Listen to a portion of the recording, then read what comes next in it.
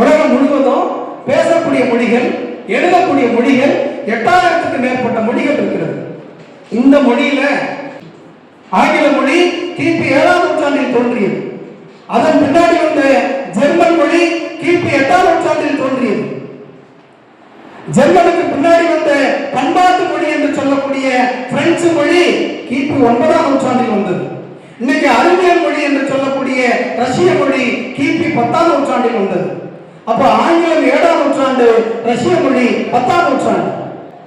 Socrates பேசிய மொழி கிரேக்கம், இன்றைக்கு எழுத்து வடிவில் இல்லை. இயேசு பேசிய மொழி ஹீப்ரு, இன்றைக்கு இல்லை, பேச்சு வழக்கில் இல்லை ஹீப்ரு. சுமேரியா மொழி 4000 ஆண்டுகளுக்கு முன்பு பண்பாடு நிறைந்த மொழி, இன்றைக்கு அந்த மொழி இல்லை என்று ஆய்வாளர்கள் சொல்லுகிறார்கள். சமஸ்கிருதம் பேசக்கூடியவர்களுடைய எண்ணிக்கை இந்தியா முழுவதுமே 28,000 30,000 பேர் தான் சமஸ்கிருதம் பேசுகிறார்கள். நான் ஏன் மொழி அங்கிருந்து தொடங்குறேன்னா அப்பதான் தமிழ்நாட்டில் மொழியினுடைய சூழல் என்ன என்பதை நம்மால் புரிந்து கொள்ள முடியும். சமஸ்கிருதம் பேசக்கூடியவர்கள் இந்தியா முழுவதுமே 28,000 30,000 பேர் தான் பேசிக் கொண்டிருக்கிறார்கள் சமஸ்கிருதம். அதுவும் பேச்சு வழக்கில் தான் இருக்கிறது, எழுத்து வழக்கில் இல்லை என்று இன்றைக்கு சொல்லப்படுகிறது.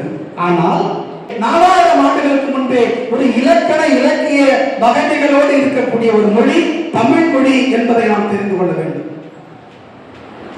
அதாவது இந்த தமிழ் மொழி 7ஆம் நூற்றாண்டில் தோன்றிய ஆங்கில மொழிக்கு முன்னாடியே ஏறக்குறைய ஒரு குறைந்தபட்சம் ஒரு 10 நூற்றாண்டுகளுக்கு முன்பே, அதாவது ஆங்கிலம் 7ஆம் நூற்றாண்டுனா அதுக்கு முன்னாடி 10 நூற்றாண்டுகளுக்கு முன்பே இலக்கணத்தோடும் இலக்கியத்தோடும் இருக்கக்கூடிய மொழியாக தமிழ் மொழி சொல்லப்படுகிறது.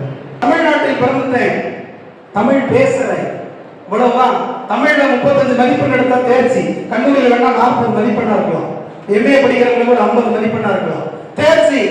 இந்த மொழியினுடைய பெருமை அதோடு முடிவது அல்ல. இந்த மொழி பேசக்கூடிய நாம் எப்படியான மொழிக்கு சொந்தக்காரர்கள் என்பதை தெரிந்து கொள்ள வேண்டும். என்னவென்றால் 1950 ஜனவரி 26 இந்திய அரசியலமைப்பு சட்டம் நடைமுறைக்கு வந்த நாள் 1950. அப்போ ஒரு தகவல் சொல்லப்பட்டது. இந்தியாவினுடைய அலுவலக மொழியாக இந்தி மொழி இருக்கும், ஜாயிண்ட் மொழியாக இணைப்பு மொழியாக ஆங்கிலம் இருக்கும். எவ்வளவு நாளைக்கு இருக்கும்னா 15 ஆண்டு காலம் மட்டும்தான் இருக்கும். அதன் பிறகு எல்லாரும் இந்தி மொழியைத்தான் படிக்க வேண்டும், எழுத வேண்டும் என்று 1950 ஜனவரி 26 அரசியலமைப்பு சட்டம் நடைமுறைக்கு வந்த போது இந்த கருத்தோடு இந்த செய்தியோடு தான் நடைமுறைப்படுத்தப்பட்டது. அப்படி என்றால் 15 ஆண்டு காலம் 1950 15 கூட்டணும்னா 1965. அப்போ ஜனவரி 26 என்ன முடிய போகிறது?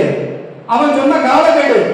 ஆங்கிலம் உங்களுக்கு இணைப்பு மொழி கிடையாது, என்னதான் படிக்கக்கூடிய சூழல் வரும், இந்தி தான் முழுமையா படிக்கக்கூடிய சூழல் வரும் என்று சொன்ன பொழுது தமிழ்நாட்டு மாணவர்கள் 1965 அதுக்கு முன்னாடியே கூட இருந்திருக்கலாம், மிக வீரியமாக கல்லூரி மாணவர்கள், நன்றாக தெரிந்து கொள்ளுங்கள், கல்லூரி மாணவர்கள் ஆண்களும் பெண்களும் எங்களுக்கு இந்தி வேண்டாம், ஆங்கிலம் வேண்டும், தமிழ் வேண்டும் என்று சொல்லி வீதியில் இறங்கி போராடி 67 பேர் உயிர் விட்டு நீங்கள் தெரிந்து கொள்ள வேண்டும்.